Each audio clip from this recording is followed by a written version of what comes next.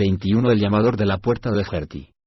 La nieve los azotaba y obligaba a Drizzt y Innovindil a ir doblados contra el viento para evitar que se los llevara.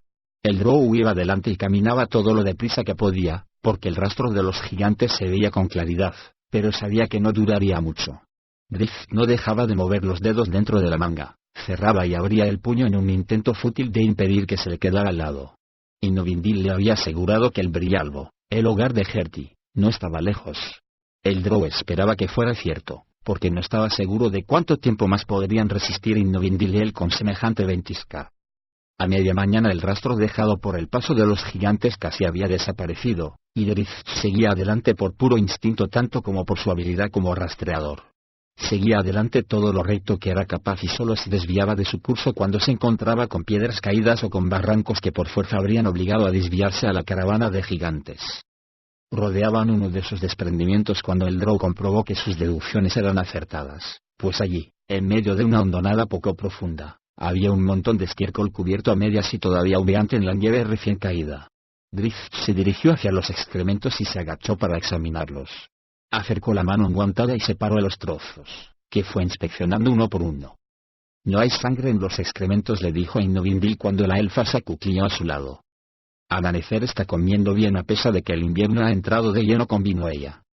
«Gertie lo está tratando como a una mascota valiosa», dijo el drow. «Es buena señal. Salvo por el hecho de que ahora sabemos de cierto que no renunciará al Pegaso así como así, eso es algo sobre lo que no ha habido duda en ningún momento», comentó Drizzt. «Hemos venido a luchar por nuestro amigo y así lo haremos». Alzó la mirada hacia Innovindil mientras pronunciaba aquel compromiso y vio que ella agradecía sus palabras. «Sigamos», propuso, y se puso en camino. Innovindil dio un tirón a las riendas de Crepúsculo para que el Pegaso echara a andar, y siguió al drow con un renovado brío en sus pasos.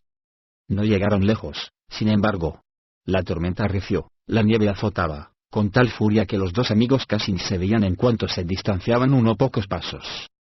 Tuvieron un corto respiro mientras rodeaban un espolón oriental, ya que el viento soplaba del noroeste y de repente esas dos direcciones quedaron tapadas por las paredes montañosas. Drizzt apoyó la espalda en la piedra desnuda y respiró profundamente.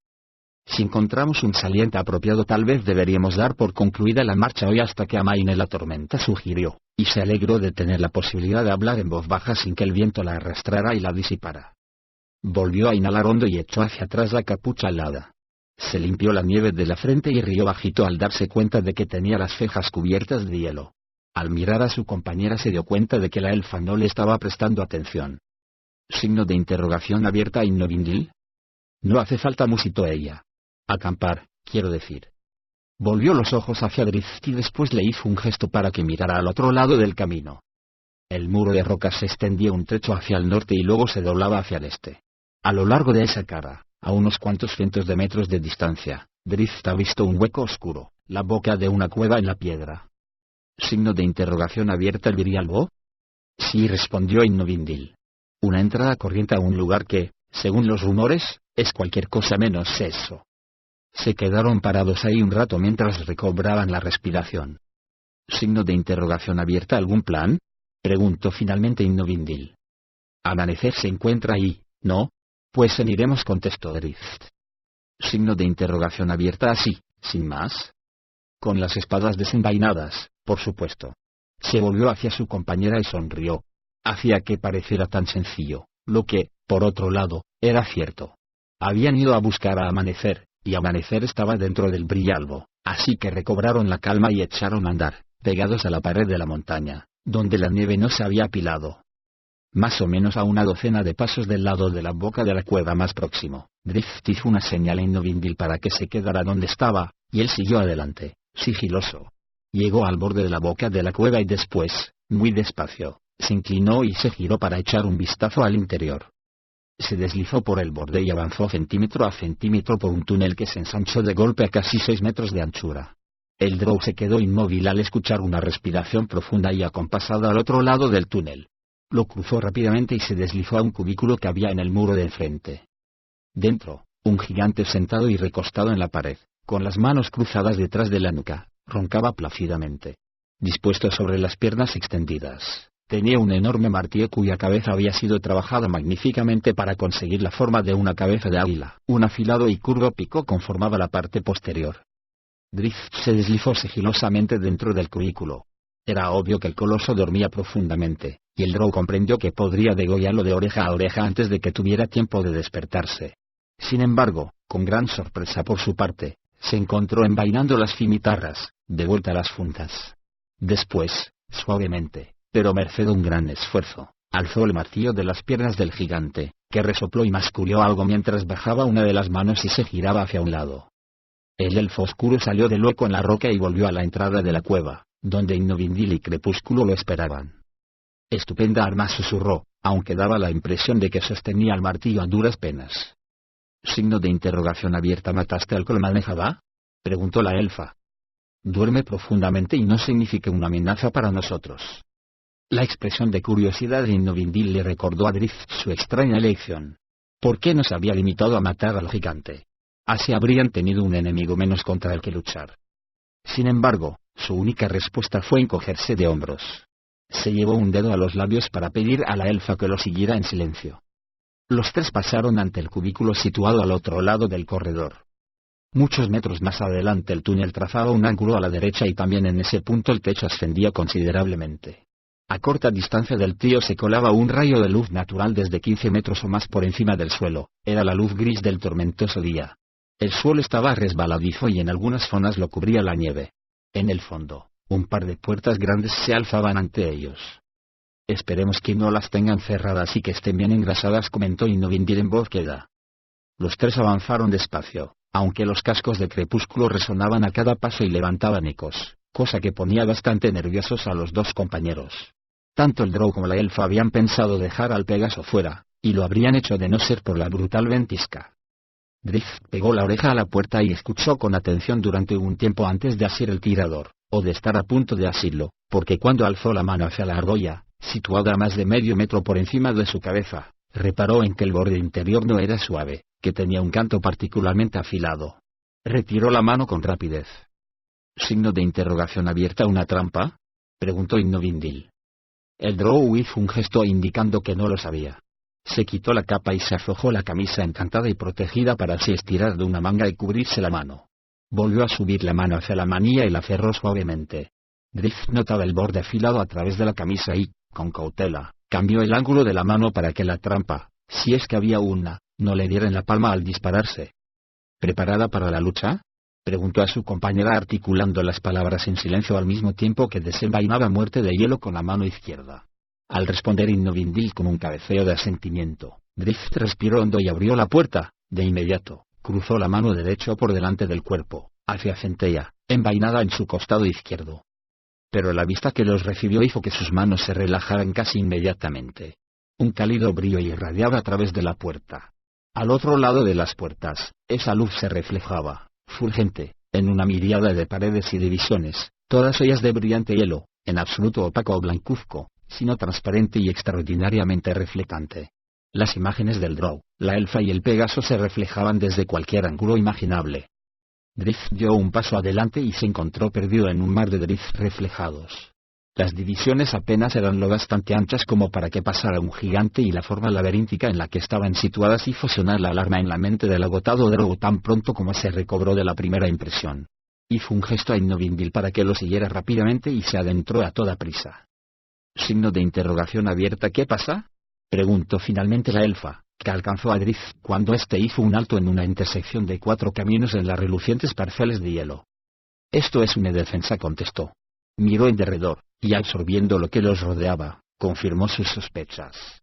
Reparó en el suelo de piedra, el marcado contraste que formaba con las paredes, en apariencia sin el menor rastro de mineral en ellas.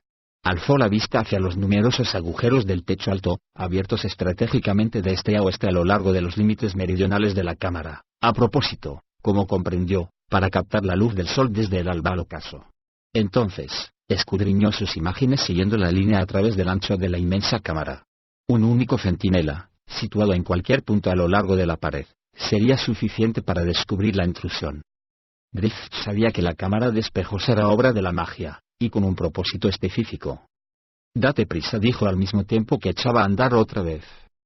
Se fue abriendo paso rápidamente a través del laberinto a la par que intentaba encontrar pasillos laterales que lo reflejaran de forma confusa para cualquier centinela. No le quedaba más remedio que confiar en que los guardias que pudiera ver apostados para vigilar la cámara estuvieran poco o nada alertas, como el del túnel anterior a la sala.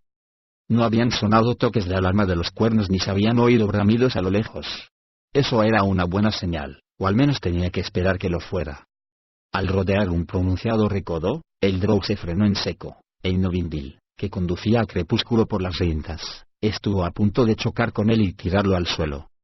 Con todo, Drift consiguió evitar adelantarse, absorbió la fuerza del empujón y resbaló hacia un lado en lugar de salir lanzado al frente, porque no quería dar un solo paso más ni salir al borde de 6 metros despejados, en el extremo oriental de la caverna. Ese límite era un río, y aunque tenía una capa de hielo en la superficie, Drift vio claramente cómo el agua corría veloz debajo de la capa helada. Al otro lado y a su izquierda, el Drow divisó otro túnel. Hizo una seña a Inovindil para que lo siguiera con cuidado y, a continuación, avanzó paso a paso orilla abajo, hasta que se detuvo justo enfrente del túnel de salida. Encima de él vio una cuerda grande que colgaba a suficiente altura para que la alcanzara un gigante, y quizá columpiarse en ella para cruzar a la otra orilla. Oyó el ruido de los cascos de Crepúsculo apartándose de él y se volvió y vio a Inovindil montada en el Pegaso y situando al animal en línea recta con el túnel de salida. Con una sonrisa, Drift retrocedió corriendo y saltó a la grupa del Pegaso. La elfa no perdió tiempo e hizo que Crepúsculo iniciara una veloz carrera y diera un corto salto a la par que extendía las alas y las batía con fuerza. Con una gracilidad más acorde con una gacela que con un caballo, Crepúsculo aterrizó al otro lado del río helado, en el túnel. Inovindil hizo que el animal frenara de inmediato. Drift desmontó en un visto y no visto, seguido por Inovindil. Signo de interrogación abierta. ¿Crees que saben que estamos aquí?, preguntó la elfa de la luna. Signo de interrogación abierta. ¿Acaso importa? A partir de ese punto los corredores eran más convencionales, anchos, altos y serpenteantes, como el camino de un laberinto, con muchos giros y pasajes. La enormidad del Brialbo sorprendió a Drift, y la enormidad de la tarea que los aguardaba se le antojó más que desalentadora. Gwenlivar olfateará amanecer, dijo el Drow mientras sacaba la figurilla. Es más probable que olfatee tu sangre, dijo una voz que no era la de Inovindil, una voz demasiado profunda y resonante para ser la de una elfa. Drift se giró lentamente, al igual que su compañera, y Crepúsculo pateó la piedra. A su espalda tenían un par de gigantes de la escarcha, a unos 5 metros, ella, puesta en jarras, y él, con un enorme martillo en la mano derecha con el que se golpeaba la palma de la izquierda. «¿Traéis otro Pegaso para la dama Herti?», comentó la hembra. «Se sentirá complacida, tal vez lo suficiente como para concederos una muerte rápida». Drift asintió con la cabeza. Signo de exclamación abierta. «Aja. Hemos venido para complacer a Herti, por supuesto. Tal es nuestro mayor deseo». Al acabar de hablar palmeó la grupa de Crepúsculo e Inovindil se montó a lomos del Pegaso a la par que éste saltaba al aire. Drift se volvió para seguirlos, dio unos pasos, y entonces, al oír que los gigantes cargaban a su espalda, hizo un brusco quiebro y se lanzó contra ellos al mismo tiempo que aullaba de rabia. Signo de exclamación abierta. «Drift», gritó Inovindil, y el Drow comprendió por su tono que pensaba que iba a enzarzarse con los colosos. Nada más lejos de su intención. Corrió hacia el que blandía el martillo y, cuando el gigante lo balanceó hacia él, viró a la derecha, en dirección a la giganta. El primero era demasiado listo para seguir con su ataque, un golpe que seguramente había alcanzado a su compañera. Pero cuando la giganta alargó las manos para aferrarlo, Drift giró de nuevo, de vuelta al primero, se movía a una velocidad vertiginosa, que incrementaban las ajorcas mágicas, tan deprisa que su figura era un borrón. Se zambulló al suelo a la vez que giraba sobre sí mismo, se irguió de golpe e hizo un quiebro a la derecha de nuevo para pasar entre los dos colosos como una centella. Ambos se lanzaron sobre él para atraparlo y tal vez la giganta lo habría conseguido de no ser porque su cabeza chocó contra la de su compañero cuando se agachaban al mismo tiempo. Los dos soltaron un gruñido y se pusieron erguidos, y Drift escapó corriendo. Sin embargo, el Drow apenas había dado 10 zancadas por el siguiente corredor cuando oyó más voces de gigantes que gritaban y tuvo que girar por otro pasillo perpendicular para no darse de bruces con los colosos. «Que no sea un corredor sin salida», susurraba el Drow en cada giro que hacía, y sus palabras le parecían una plegaria más que otra cosa. Enseguida llegó a un corredor más ancho que jalonaban a ambos lados estatuas de distintas formas y tamaños. La mayoría eran de hielo, aunque había unas cuantas de piedra. Algunas tenían el tamaño de un gigante, pero muchas representaban la figura de un humano o un elfo. Estaban trabajadas con la minuciosidad y la destreza de una obra enana de piedra, y la elegancia de la talla no le pasó inadvertida al drow. Aquellas estatuas no habrían desentonado en Menzoberranzan o en un pueblo elfo. No obstante, no tenía tiempo para pararse a contemplar las obras, ya que oía a los gigantes por detrás y por delante de él, además del toque de cuernos desde una zona más profunda del complejo, en apariencia interminable. Se quitó la capa y viró hacia un lado, en dirección a un grupo de varias estatuas del tamaño de elfos. A Innovindil solo le quedaba confiar en que el suelo fuera de piedra y no tuviera una capa de hielo, ya que no podía dejar que Crepúsculo frenara la carrera estando rodeada de gigantes. Fue de corredor en corredor, a veces tomaba un desvío y otras seguía en línea recta con intención de virar en algún otro que no estuviera bloqueado por un grupo de enemigos, los cuales se acercaban desde todas direcciones. Una carrera a ciegas era todo lo que estaba en su mano hacer. O un vuelo a ciegas, ya que de vez en cuando hacía que el Pegaso se elevara en el aire para ganar velocidad. Con todo, debía tener cuidado, ya que una vez alzado el vuelo, Crepúsculo era incapaz de realizar los bruscos quiebros que requerían los pronunciados virajes de los corredores. Innovindil vigilaba atrás y al frente, y miraba hacia arriba con frecuencia. No perdía la esperanza de que el techo se abriera ante ella para lanzar a Crepúsculo en un vuelo corto que quizá los sacara a ambos por una chimenea o el hueco de una claraboya. En una esquina, la elfa y su montura casi se estrellaron contra la pared de piedra, pues el ángulo del recodo superaba los 90 grados. Crepúsculo frenó con un resbalón y rozó la pared al mismo tiempo que Innovindil lo hacía virar. La elfa dio un respingo cuando recuperaron la verticalidad y azuzó al animal para que reemprendiera la marcha. Sabía que ese momento de inmovilidad la había dejado en una situación de vulnerabilidad. Así pues, solo se sorprendió un poco cuando vio una lanza de hielo gigantesca, un carámbano largo, afilado que volaba hacia ella desde el corredor anterior. Se agachó instintivamente, y si no lo hubiera hecho la habría ensartado de parte a parte. Aun siendo un tiro fallido estuvo a punto de desmontarla, pues la lanza se partió en la piedra, por encima de la elfa, y cayó sobre ella en una lluvia de fragmentos de hielo. Aferrándose con tenacidad a su montura, Innovindil taconeó los flancos de Crepúsculo y lo azuzó para que siguiera corriendo. Oyó un grito detrás y hacia un lado, procedente de donde había llegado la lanza. Entendía lo suficiente la lengua de los gigantes de la escarcha, que en fierros aspectos se parecía a la elfa, como para interpretar que una gigante reprendía al que había arrojado la lanza. Signo de interrogación abierta. ¿Es que quieres hacer daño a la nueva mascota de Hertie? Signo de interrogación abierta. ¿Te refieres al Pegaso o a la elfa? Respondió el gigante, cuya voz atronadora reverberó en la pared de piedra que había detrás de Innovindil. Signo de exclamación abierta. A los dos, pues, rió la giganta. Por alguna razón, su tono hizo que Innovindil pensara que acabar ensartada por la lanza de hielo habría sido preferible.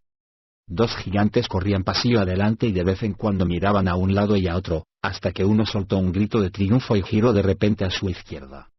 Signo de exclamación abierta. ¡Qué listo!, gritó el otro cuando también él se fijó en la capa de una estatua, una prenda que no estaba tallada en piedra, sino que ondeaba como solo podía hacerlo la tela. Con una única zancada lateral, el primer gigante descargó el pesado garrote sobre la capa. La estatua de hielo que había debajo saltó hecha añicos. ¡Oh, has destrozado la estatua de Mardalade!, gritó el otro. Signo de interrogación abierta. Y el drow, balbuceó el primero, que dejó caer el garrote. «Le parecéis muy divertidos», sonó la respuesta a sus espaldas, y los dos gigantes se giraron con prontitud. Drift, que se deslizaba en la otra dirección, se detuvo lo suficiente para saludarles y después sonreír mientras señalaba detrás de los colosos. Ninguno de ellos se volvió, hasta que oyeron el gruñido bajo de una enorme pantera. Los dos gigantes giraron y se agacharon cuando 300 kilos de músculos cubiertos de pelambre negra saltaron sobre ellos y les pasaron tan cerca que ambos se taparon la cabeza con las manos y se agazaparon más aún. Uno se fue de bruces al suelo. Drift salió disparado. Aprovechó esos instantes de dilación para intentar descifrar el laberinto de corredores entrecruzados. También escuchó con atención todos los sonidos que había a su alrededor con el objetivo de discernir algo que tuviera sentido. Gritos procedentes de zonas que no estaban relacionadas con su posición le revelaron que Innovindil seguía huyendo y le dieron una idea bastante aproximada de su posición. Siguió corriendo, de vuelta hacia el oeste, después al norte y de nuevo al oeste. Oyó la trápala de los cascos del Pegaso al mismo tiempo que se acercaba a la siguiente encrucijada de corredores, y apretó a correr con la idea de alcanzar a su amiga cuando pasara por la intersección y subir de un salto detrás de ella. Pero enseguida se frenó al abandonar esa idea. Era mejor que los gigantes tuvieran dos presas a las que perseguir. Innovindil y Crepúsculo cruzaron delante de él, gachas las cabezas y el Pégaso volando deprisa, a varios palmos del suelo. A pesar de que no pudo por menos de pararse para mirar la estampa de la elfa cerrada al equino alado, Drift oyó claramente que los gigantes le iban a la zaga, no muy lejos. Reanudó la carrera, y cuando la pareja de gigantes pasó corriendo por la intersección en persecución de la elfa, Drift los siguió velozmente y se las arregló para propinar un corte en la parte posterior de la pierna a uno de ellos mientras pasaba a su lado, lo que le arrancó un grito de dolor. Ese se paró al mismo tiempo que el otro aflojó el paso, y los dos se volvieron para mirar al elfo oscuro lanzado a la carrera. Entonces, el que estaba herido cayó de bruces cuando una enorme pantera saltó contra su espalda y pasó por encima.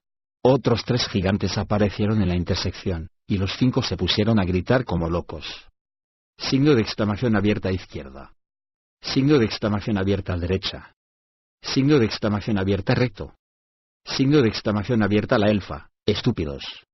Signo de exclamación abierta al drow. Y, naturalmente, todo aquello les dio un respiro a Drift e Innovindil. Dieron vueltas y vueltas, y Drift cruzó corredores que reconoció. En otra intersección volvió a oír la trápala de los cascos de Crepúsculo y llegó ahí primero. De nuevo se le pasó por la cabeza la idea de subir a la grupa del Pégaso y también, de nuevo, la desechó porque entonces había más gigantes que perseguían a su compañera. El drow se quedó en la esquina, un poco inclinado hacia adelante y con el fin de que Innovindil lo viera. Señaló enfrente de él, hacia el túnel que se abría a la izquierda de la elfa que se aproximaba. Ella respondió conduciendo a Crepúsculo hacia la derecha, cerca de Drift, en un viraje más abierto e inclinado. Signo de exclamación abierta derecha, izquierda, segunda a la derecha y recto hacia el río. Le gritó el drow mientras pasaba a su lado como una exhalación. Después se escondió tras la esquina. Oyó acercarse a los gigantes que venían persiguiéndolo, así como a los que iban tras Innovindil. Echó ojeadas nerviosas hacia una y otra dirección repetidamente con la esperanza de que los perseguidores de la elfa llegaran antes. Experimentó un inmenso alivio cuando vio que, por suerte, así iba a ser. Todavía centrados en la elfa montada en el Pégaso, los gigantes aparecieron corriendo a toda velocidad, y Drift los pilló completamente por sorpresa cuando salió de la esquina de un salto detrás de ellos y les gritó. Se detuvieron y tropezaron unos con otros en su afán de atraparlo, en tanto que Drift echaba a correr por donde habían venido ellos, de modo que el desconcierto de los gigantes aumentó considerablemente cuando el grupo que antes iba persiguiendo al drow apareció en la intersección y se armaron en un gran lío. La sonrisa de Drift se extendió de oreja a oreja, no podía negar que se estaba divirtiendo. Pero de repente se encontró bajo un fuerte pedrisco, una pequeña nube negra y tormentosa suspendida en el techo que descargaba sobre él granizos del tamaño de puños. La piedra que tenía bajo los pies se volvió resbaladiza casi al instante, y el drow se fue deslizando al mismo tiempo que mantenía el equilibrio a duras penas.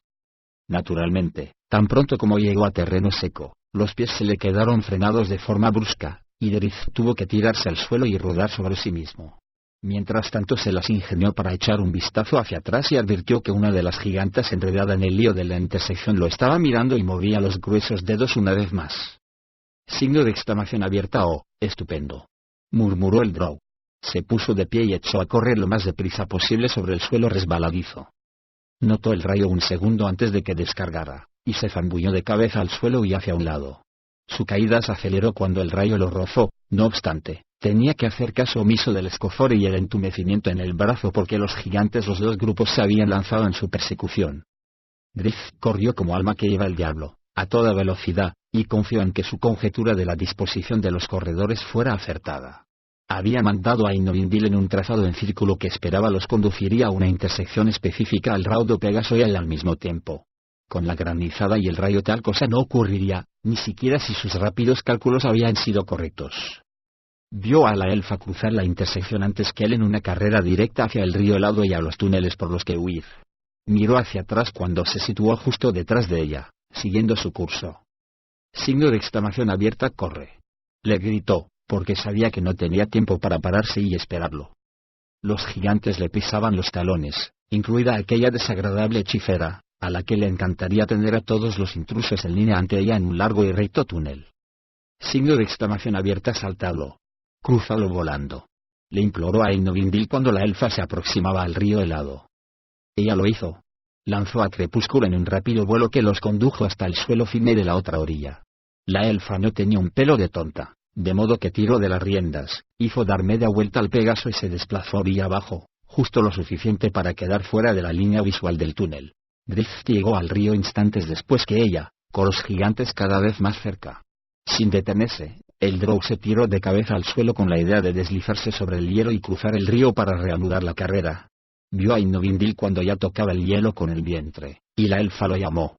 El Drow oyó un fuerte gruñido al otro lado del río, a la derecha y encima de él, y rodó sobre sí mismo justo a tiempo de ver una enorme roca que se le venía encima. Había sido arrojada por un gigante que estaba encaramado en una cornisa. Signo de exclamación abierta Drift. Gritó Innovindil. El Drow se encogió, se hizo un nudo e intentó agarrarse, porque vio que el tiro con la piedra había sido certero. Al frenar su avance había evitado que lo aplastara, pero la roca había impactado en el hielo justo delante de él y lo había partido. El Drow, incapaz de pararse en la superficie deslizante, se zambulló en las aguas heladas. Signo de exclamación abierta Drift. Gritó de nuevo Innovindil. Agarrado de forma precaria por la punta de los dedos mientras la fría corriente tiraba inexorablemente de él, el elfo oscuro solo pudo encogerse de hombros mientras la miraba. Después, desapareció. 22. Voces internas. Debes hacerlo, se repetía Dei Curtie con cada paso que daba a través del complejo enano. Por muy segura que estuviera de que lo que hacía era lo mejor para todos los implicados, Dei necesitaba recordar constantemente que hacía lo correcto, aunque la reiteración viniera de ella misma. No puedes seguir aquí ni un minuto más. Va, de todos modos no es hija tuya, estúpida. Es por bien de Wulfgar más que por tu propio bien, y ella es una mujer mejor de lo que serás tú nunca. Una y otra vez se hacía los mismos razonamientos en una letanía que la empujaba a dar paso tras paso en dirección a la puerta cerrada del cuarto privado de Catti-Brie. Coulson rebulió y soltó un gritito, y Dei estrechó más a la pequeña contra su pecho, al mismo tiempo que le susurraba un arrullo tranquilizador. Llegó ante la puerta y pegó la oreja a la hoja. Al no oír nada, la abrió un poco, se detuvo y volvió a escuchar. Oyó la respiración acompasada de Catti-Brie, que había regresado exhausta de la cámara de audiencias poco antes tras anunciar que necesitaba dormir un rato. Dei entró en la habitación. Ver a Catti-Brie despertó un torbellino de emociones en su interior, una combinación de ira y celos, y una desesperante sensación de inferioridad que le rodeó las entrañas. No, deja eso a un lado. Se instó para sus adentros, y se obligó a acercarse a la cama. Sintió que las dudas renacían en su interior con cada paso que daba mientras una cacofonía de voces le pedían que sujetara fuertemente a Coulson y que no la soltara jamás. Contempló a Catti-Brie, tendida boca arriba y con el espeso cabello rojizo enmarcándole la cara de una forma que la hacía parecer pequeña, casi infantil. Dei no podía negar su belleza, la tersura de su piel, la esplendidez de sus rasgos. Catti-Brie había tenido una buena vida, aunque difícil, y sin embargo parecía que las dificultades no la hubieran afectado físicamente, excepto las heridas de entonces, claro. A pesar de todas las batallas y combates a espada librados, no había una sola imperfección en el rostro de la mujer. Durante un fugaz instante, Dei deseó arañarla. Fue solo un breve instante, y luego Dei respiró hondo y se recordó que su maldad daba una medida de sí misma más negativa que cualquier rasgo censurable de Catti-Brie. Esta mujer no te ha mirado mal en ningún momento ni te ha dirigido una sola palabra reprobable, se recordó para sus adentros. Miró a Coulson y después a Catti-Brie otra vez. Será una buena madre para ti, le susurró a la chiquitina. Se agachó, empezó a hacerlo y se incorporó al momento para estrechar a Coulson y besarle la cabeza. Tienes que hacerlo, Dei Curtie. No puedes robarle su hija a Wulfgar. Entonces comprendió que esa era la cuestión. ¿La hija de Wulfgar? ¿Por qué iba a ser más hija de Wulfgar que de Dei Curtie? Wulfgar se había hecho cargo del bebé de Meralda de Orkney en respuesta a la desesperada petición de Meralda, pero puesto que ella se había unido a él y a Coulson en Luskan, era ella, no Wulfgar, la que más se había ocupado de la pequeña. Wulfgar se había marchado en busca de Aegis Fangid de sí mismo. Wulfgar había estado ausente durante días una y otra vez para luchar contra los orcos. Y mientras tanto, ella había cuidado de Coulson, la había alimentado, la había cunado para que se durmiera, la había enseñado a jugar e incluso a sostenerse de pie. Entonces, le vino otra idea a la cabeza que reforzó su rebelión maternal. Aunque Coulson estuviera a su cuidado y ella se hubiera ido, ¿dejaría de luchar Wulfgar? Claro que no. ¿Y abandonaría a Catti-Brie sus costumbres guerreras después de que se hubiesen curado sus heridas? Por supuesto que no. ¿En qué situación dejaba eso a Coulson? Dei estuvo a punto de gritar de desesperación ante tal idea. Se giró, dando la espalda a la cama, y avanzó un paso hacia la puerta. «Tienes derecho a la pequeña y a una vida propia», dijo una voz dentro de su cabeza. Dale besó a Coulson otra vez y cruzó el cuarto con paso decidido, dispuesta a marcharse sin mirar atrás. «¿Es que todo lo bueno le tiene que pasar a ella?», preguntó la voz, y la referencia a Katy Brie le quedó a Dale tan clara como si fuese su propia voz interior la que hablara. «Dudas y das de ti misma, pero tus buenas intenciones solo te deparan desesperación», continuó la voz. «Ja, sí, y túneles de oscura piedra vacíos y nadie con quien compartir mis pensamientos», respondió Dale sin ser consciente de que mantenía una conversación con otro ser pensante. Entonces, llegó a la puerta, pero se detuvo al sentir la imperiosa necesidad de mirar hacia un lado. El equipo de Katy Brie estaba amontonado sobre un banco pequeño, la armadura y las armas cubiertas con la desgastada capa de viaje. Una cosa en particular llamó la atención a Dale y retuvo su mirada. Por debajo de la capa asomaba la empuñadura de una espada de diseño fabuloso y más brillante que cualquier otra cosa que Dale hubiera visto en su vida, más hermosa que la gema de talla enana más reluciente, más preciosa que el montón de oro de un dragón. Antes de darse cuenta de lo que hacía, Dale Curtis se colocó a Coulson apoyada en la cadera y dio un paso firme. Con la mano libre sacó la espada de debajo de la capa y de la vaina al mismo tiempo. Al momento supo que el arma era suya y de nadie más. Al momento se dio cuenta de que con una arma semejante ella y Coulson se abrirían paso en un mundo de conflictos y que todo iría bien. Cafidea, la espada pensante y ávida de sangre, siempre prometía esas cosas. Abrió los ojos y vio un rostro confortador que la miraba, los iris de un intenso color azul cristalino rebosantes de preocupación y afecto. Antes incluso de que su mente registrara quién era y dónde se encontraba ella, Katy Brie alzó la mano para acariciar la mejilla de Wulfgar. «Te vas a pasar la vida durmiendo», dijo el hombretón. Katy Brie se frotó los ojos y bostezó, luego, permitió que Wulfgar la ayudara a sentarse en la cama. «Tanto da si sigo durmiendo», dijo. «Total, para lo que hago, te estás curando para poder unirte a la lucha, ¿te parece poco?» Katy Brie aceptó el razonamiento sin discutir. Por supuesto que se sentía frustrada por su debilidad.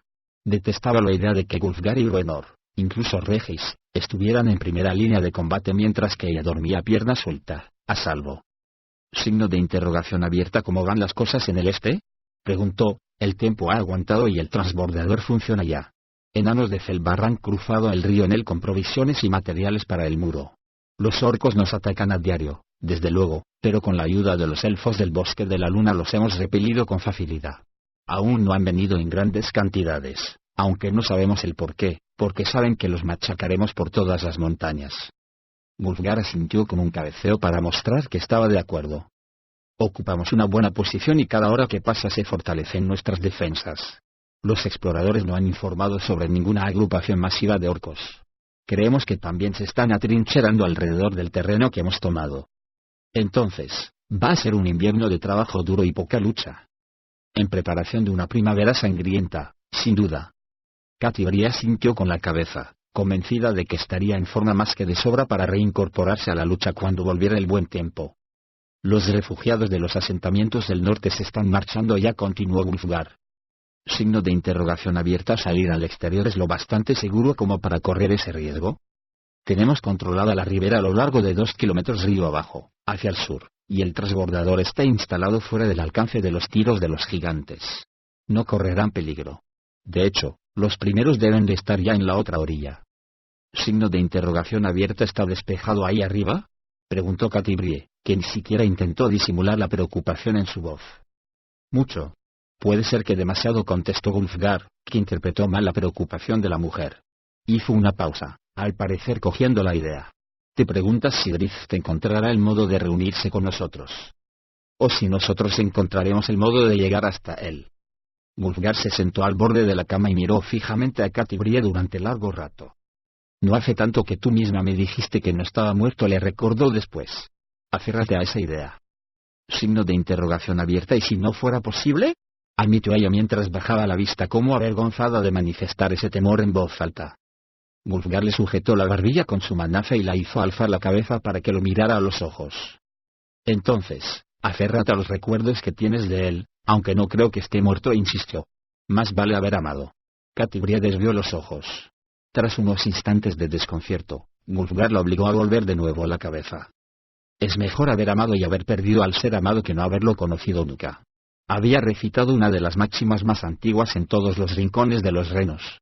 Fuisteis amantes. No hay nada más especial que eso. Unas lágrimas reveladoras brotaron en los azules ojos de la mujer. Pero, tú me dijiste, balbució Wulfgar. Dijiste que en los años que pasasteis en el barco del capitán de Udermont, yo no te dije nada, respondió ella. Dejé que supusieras. Pero, Wulfgar hizo una pausa para rememorar la conversación que Catibria y él habían sostenido durante los momentos difíciles que habían compartido en la línea de combate con Banach. Le había preguntado sin rodeos si Drift y ella habían llegado a ser algo más que amigos y, en efecto, ella no había contestado directamente, aparte de referirse al hecho de que habían viajado juntos durante 6 largos años. Signo de interrogación abierta. ¿Por qué? Preguntó finalmente el bárbaro. Porque me considero una estúpida por no haberlo sido, contestó Catibrie. Oh, estuvimos a un paso, solo que nunca llegamos a, no quiero hablar de esto. Querías ver cuál era mi reacción si creía que Drift y tú habríais sido amantes, dijo Wulfgar, y fue una afirmación, no una pregunta, que reveló que lo había entendido todo. No voy a negar eso. Signo de interrogación abierta. Para ver si me había curado del tormento padecido en el abismo. Para ver si había superado los demonios de mi educación. No te pongas así, pidió Catibrie. A lo mejor fue para ver si merecías una esposa como Dei. Signo de interrogación abierta. ¿Crees que todavía te quiero? Como querría un hermano a una hermana. Signo de interrogación abierta. ¿O más? Tenía que saberlo. Signo de interrogación abierta. ¿Por qué? La sencilla pregunta provocó una ligera sacudida en Catibrie, que se echó hacia atrás en la cama. Porque sé que lo mío con Drift llega más allá, dijo tras una breve pausa. Porque ahora sé lo que siento y nada podrá cambiar eso. Y por encima de todo, quería saber cómo te afectaría a ti. Signo de interrogación abierta. ¿Por qué? Porque yo no rompería nuestro grupo, contestó Catibrie. Porque los 5 hemos forjado algo que no quiero que se pierda, sienta lo que sienta por Drift. Wulfgar se quedó mirándola largos instantes, y la mujer empezó a rehuir bajo aquella mirada escrutadora. Bueno, ¿qué estás pensando? Estoy pensando que cada día hablas menos como un enano, respondió él con una sonrisa irónica. Me refiero al acento, pero en cuanto al carácter, cada día hablas más como uno de ellos. Me parece que es Bruenor el que nos ha echado esta maldición a los dos. Quizá ambos somos demasiado pragmáticos para nuestro propio bien. Signo de interrogación abierta. ¿Cómo puedes decir eso? Signo de interrogación abierta. 6 años al lado de un hombre al que amas y no fuisteis amantes. No es un humano, y ahí está el problema. Solo si tu pragmatismo enano lo convierte en un problema. Catibrie no podía hacer caso omiso de su tono y su sonrisa, y enseguida se había contagiado. Entonces, los dos soltaron una risa desdeñosa hacia sí mismos. Tenemos que encontrarlo, dijo finalmente Wulfgar. Por bien de todos, Drift debe volver con nosotros. Pronto volveré a estar en forma e iremos en su busca, convino Catibrie, que mientras hablaba dirigió la vista hacia sus pertenencias, a la desgastada capa de viaje y la oscura madera de taulmaril que asomaba por debajo. Y a la vaina en la que había estado enfundada Cacidea. Signo de interrogación abierta. ¿Qué pasa? Preguntó Wulfgar al notar el repentino ceño que arrugó la frente de la mujer. Catibrie apuntó con el dedo hacia donde miraba. Mi espada, susurró. Wulfgar se levantó y fue hacia el banco, levantó la capa y enseguida confirmó que, efectivamente, la espada había desaparecido. Signo de interrogación abierta. ¿Quién la habrá cogido? ¿Quién haría algo así? Se preguntó. Mientras que la expresión de Wulfgar era desconcertada y curiosa, la de Catibrie era mucho más grave. Ella conocía bien el poder de la espada sensitiva y sabía que la persona que había sacado a Cacidea de su vaina se había llevado más de lo que pensaba. Mucho más. Hemos de encontrarla, y cuanto antes, dijo Catibrie. No subas ahí, dijo la voz en la mente de Dei mientras la joven se dirigía hacia el transbordador. A su alrededor los enanos trabajaban la piedra alisando el camino desde la puerta hasta el río y levantando las defensas hacia el espolón rocoso. La mayoría de los refugiados humanos ya se encontraba a bordo del transbordador, aunque el piloto enano había dejado bien claro que la lancha no saldría hasta pasados varios minutos más. Dei no sabía cómo responder a esa voz que sonaba en su cabeza, una voz que pensaba que era suya. Signo de interrogación abierta. ¿Que no suba? Preguntó en un susurro para no llamar demasiado la atención. Disimuló la ridícula conversación volviendo la cara hacia Coulson como si estuviera hablando con la chiquitina. ¿Tan chiflada estás que piensas que deberías regresar a las minas y vivir toda la vida con los enanos? Se preguntó Dei. El mundo es más ancho que Mithril Hall y que las tierras al otro lado del Surbrin, oyó la inesperada respuesta. Dei se desvió a un lado del camino y se metió detrás de uno de los cobertizos que los enanos habían levantado para que los trabajadores descansaran protegidos del frío viento. Dejó a Coulson en una silla y empezó a descargar el bulto que llevaba cuando, de repente, cayó en la cuenta de que la segunda voz no provenía de dentro de su cabeza ni mucho menos, sino del fardo. Cautelosamente, Dei desenvolvió a Cafidea y, una vez que tuvo el desnudo metal de la empuñadura en la mano, aquella voz resonó con mucha más claridad. No cruzamos el río. Vamos al norte. De modo que la espada tiene mente propia, ¿eh? Preguntó Dei, que parecía más divertida que preocupada. Sí, claro, pero tú me proporcionarás un buen puñado de monedas en luna plateada, ¿verdad? Su sonrisa se borró cuando el brazo se alzó y se dirigió lenta pero inexorablemente hacia adelante, de manera que la punta de Cafidea se deslizó hacia Coulson. Dei intentó gritar, pero descubrió que era de todo punto imposible, que de repente tenía la garganta constreñida. Sin embargo, el horror se diluyó casi de inmediato y empezó a admitir la belleza que había en aquello. Sí, con un fugaz movimiento de su mano podía tomar la vida de Coulson. Con un simple gesto, podía jugar a ser un dios. Una sonrisa perversa asomó al semblante de Dei. Coulson la miraba con curiosidad y después alargó la mandita hacia la cuchilla. La pequeña se pinchó el dedo con la punta terriblemente aguzada y rompió a llorar, pero Dei casi ni la oyó.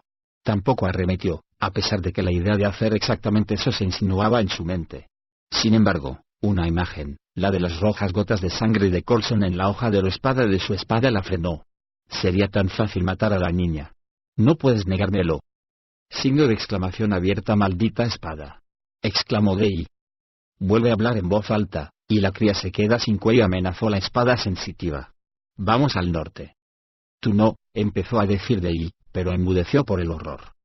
¿Quieres que intente salir de aquí hacia el norte con una niña a remolque? Preguntó en silencio. No pasaríamos el perímetro. Deja a la niña. Dei dio un respingo.